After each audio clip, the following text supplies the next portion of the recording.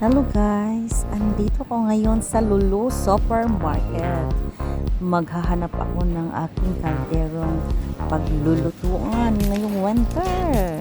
Ayan na, kasi ang mga kaldero ko ang luma na guys. Kailangan ko ng palitan. Siyempre, bibili ako ng aking mga ricados. Ayan, kasi may balak akong magpasta. So, nagtingin ako ngayon ng cheese. Dito guys, merong mga magandang klase, pero mas bibili ko yung mas mura lang, yung kaya sa bulsa, kasi kung mahal, maubusan ka ng budget. Ayun guys, pili ka lang dito. Maraming mapagpilian. Andito tayo ngayon sa chicken section.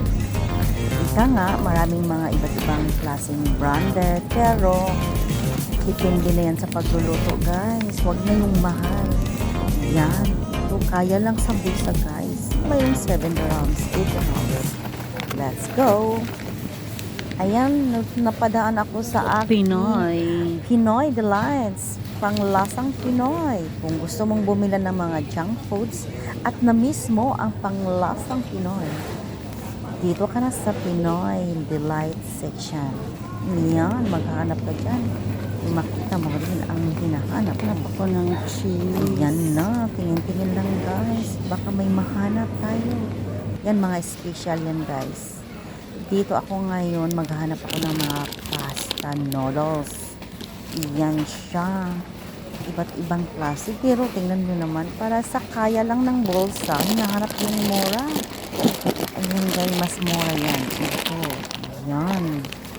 Ayan, check muna tayo. Kasi, siyempre, hinahanap ko yung mas affordable. Ito, gusto ko sana. Kaso, ang mahal. 18 dirhams. Hindi kaya ng bulsa, guys. Ito din. Ang sarap din yan. Kaso, saka na lang yan. Let's go. Ayan na. Shopping, guys. Ayan na, nakabili na ako in short sa aking mga prutas na hinahanap. Hinahanap ko naman yun ang aking paboritong molokia. Yung tawag namin sa Bisaya is tugabang kasi walang presko kasi.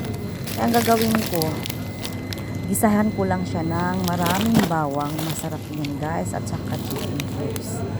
Yan, wala nang halo-halo kasi masarap yan sa tiyan. Dito ako ngayon sa aking favorite, one of my favorite yogurt, Activia.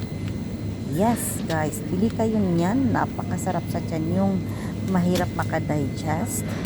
Yan ang inumin nyo araw-araw. Pero pag walang budget, ay hindi tayo pwedeng makabili. Pasensya na. Yan, napakasarap niyan guys. Pero mahal yan. Saka na yan guys. Dito na lang tayo. Yan. Peach flavor. Oh, okay. Yan ay okay para sa akin guys.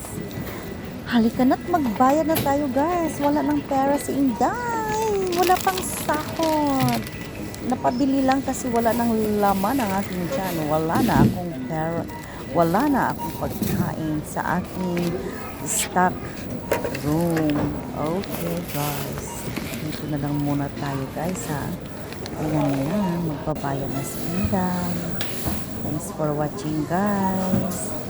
Salamat sa nagpa-follow. Please like and share my video.